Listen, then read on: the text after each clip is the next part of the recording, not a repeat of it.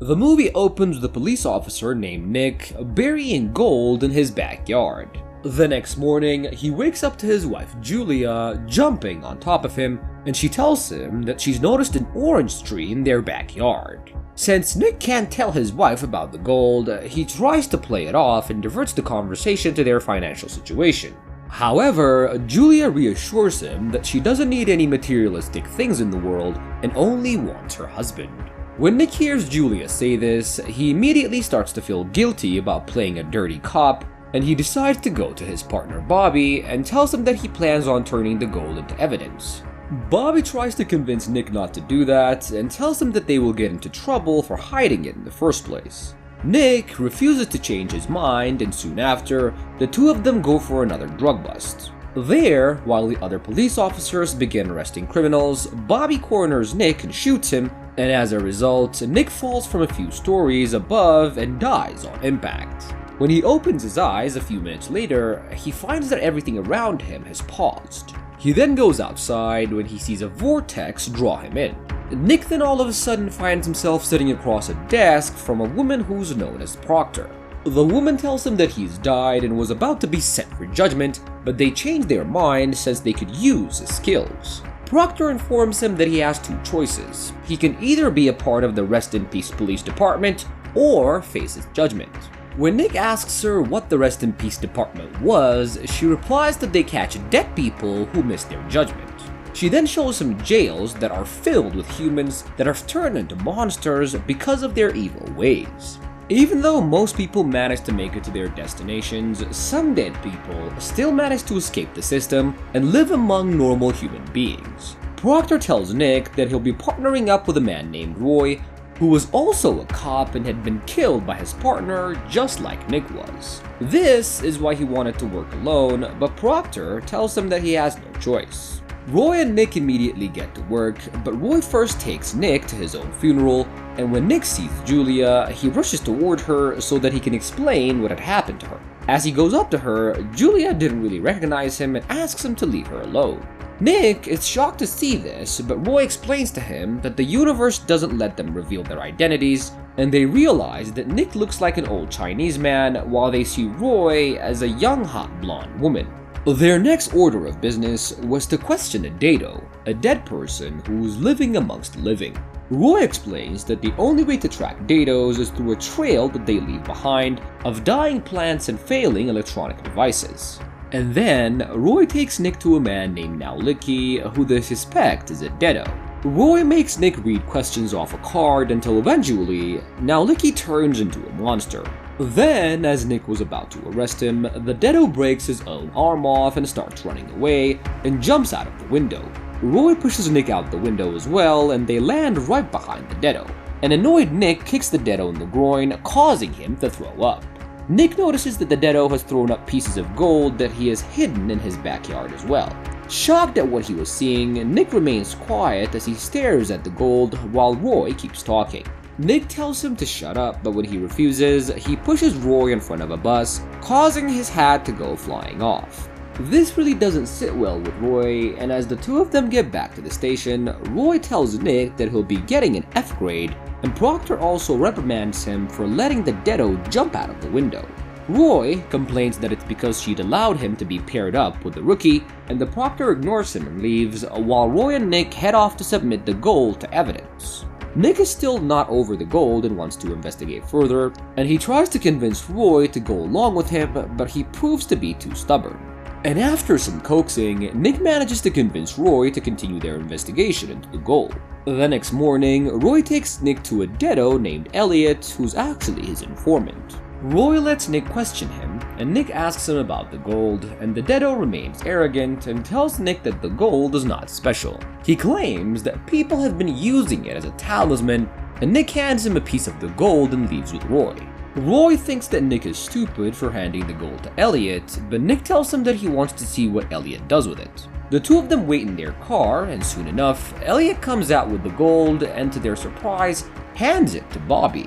They then follow Bobby to Nick's house, where he meets up with Julia and tells her that Nick was a dirty cop. He pretends that Nick has hidden the gold on his own, and Julia is left devastated. Even though Nick was hurt, Roy tells him that there's nothing he can do about it, and as they continue following Bobby, we see him giving the gold to a fat man who was also a deado. They arrest the man and start to question him, and instead of answering their questions, he transforms into a monster and begins running. Roy and Nick follow the deado, but he was too fast and he starts running while wreaking havoc behind him. And because of his speed, he manages to get away from them. Once Roy and Nick return to the station, they are told off by the proctor, who tells them that they will have to answer to internal affairs. This is also when they discover that the gold pieces are actually part of an artifact known as the Staff of Jericho. This staff reverses the afterlife tunnel and will allow the dead to rain down on the living world. They are also told that they have been suspended and will be erased the next day. Knowing that it's his last day, Nick goes off to meet Julia and tries to convince her that it's him. She almost believes him, but then comes to her senses and tells him to leave. When Roy sees this, he tells Nick that he needs to let Julia go so that she can find peace without him, since he's never gonna come back from the dead. Although Nick was upset by this, he agrees to work with Roy one last time to stop Bobby from getting the artifact. Nick tells Roy that he suspects that Bobby is a deado as well, and the artifact has allowed him to stay hidden for so long. Meanwhile, Julia calls Bobby and tells him about her encounter with a Chinese man, and she thinks that it might be Nick. Bobby tells her that Julia needs to accept that Nick is dead, and that he'll come over so that she doesn't have to be alone. At the same time, he meets with another deado who hands him another piece of the artifact. Sometime later, Nick and Roy corner Bobby in an abandoned house, and Nick asks him what the gold is for. Instead of replying, Bobby breaks off a piece of metal from his bracelet, which causes the house to start rotting and breaking apart. Despite this fact, Nick stays persistent and manages to find the gold hidden away. He then arrests Bobby and takes him back to the underworld, and at the station, officers bring in multiple other deados as well, and they're all seated together along with Bobby. While Roy checks in the gold that they'd confiscated from Bobby, he passes secret looks with the other deados, and as soon as Roy gives the gold away for evidence, it triggers the artifact to become active.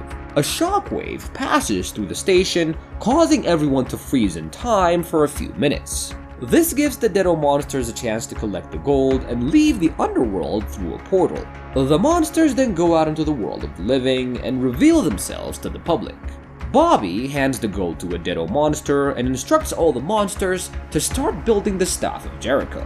As soon as Roy and Nick were able to move, they follow the deados, and Roy teaches Nick how to spot deados hiding in the streets. At the same time, Bobby sends deados to pick Julia up from her house, and soon she arrives in the middle of the town, where Bobby meets with her and tells her that he needs to show her something and that she needs to keep an open mind. He then starts transforming into his monster form, causing Julia to start panicking and screaming. He takes her to the top of the building and tells Julia that the ancient ritual requires human sacrifice before they can reverse the underworld portal. However, she tells Bobby that she'll jump off the building before he can do anything to her. At that moment, Nick arrives at the top of the building and notices Julia in Bobby's hold. This doesn't really sit well with him, and he starts shooting at him, and Bobby uses other deados to avoid getting hit by his bullets, but eventually shoots Julia. His bullet hits her in the stomach, causing her to fall over.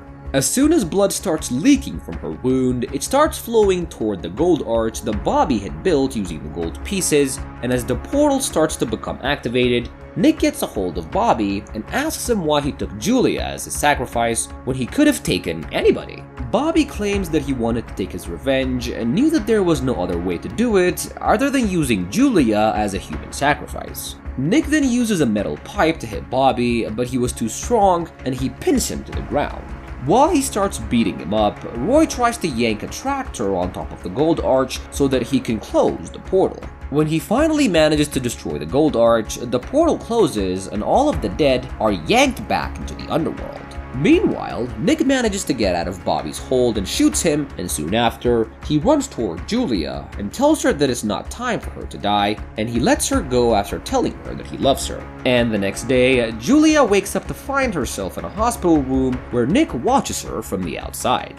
And on the other hand, the proctor tells Nick that the internal affairs have let him off with a warning, and Roy's gonna spend the next 50 years working for the R.I.P.D. And the movie ends with the two partners going out to fight crime once again, but this time, Roy has changed Nick's identity, and instead of an old Chinese guy, he's now a child with braces. And that is where the movie comes to an end.